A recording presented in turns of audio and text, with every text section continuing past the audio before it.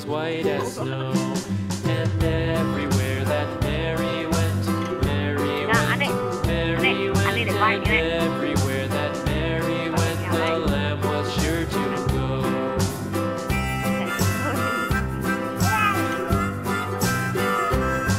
It followed her to school one day, school one day, school one day. It followed her to school one day, which was against the rules. It made the children laugh and play, laugh and play, laugh and play. It made the children laugh and play to see a lamb at school.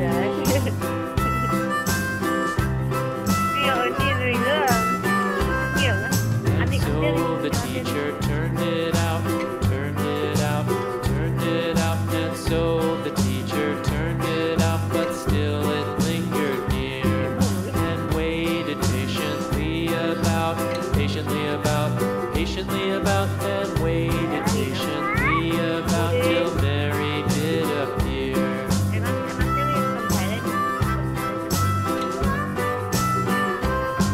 Why does the lamb love Mary so, Mary so, Mary so? Why does the lamb love Mary so? The eager children cried. Why Mary loves the lamb, you know, lamb, you know, lamb, you know. Why Mary loves the lamb, you know, the teacher did reply.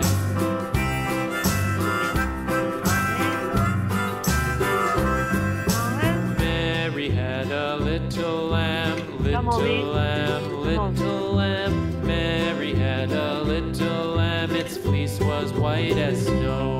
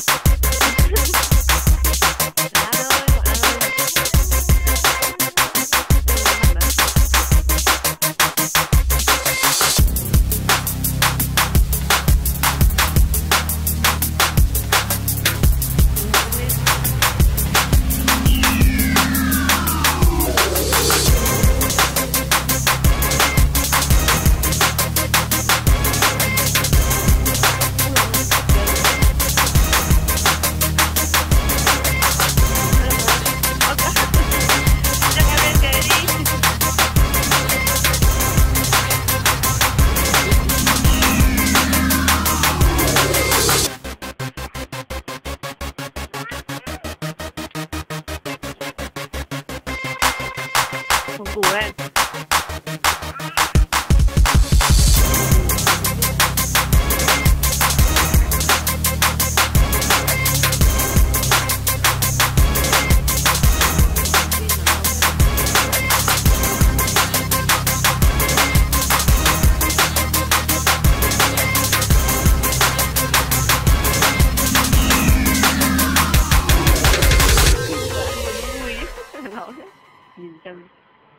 Nhìn tiếng đùi ấy. Em rung đùi đi. Em đi đâu ạ? Đi đâu? Đi đâu?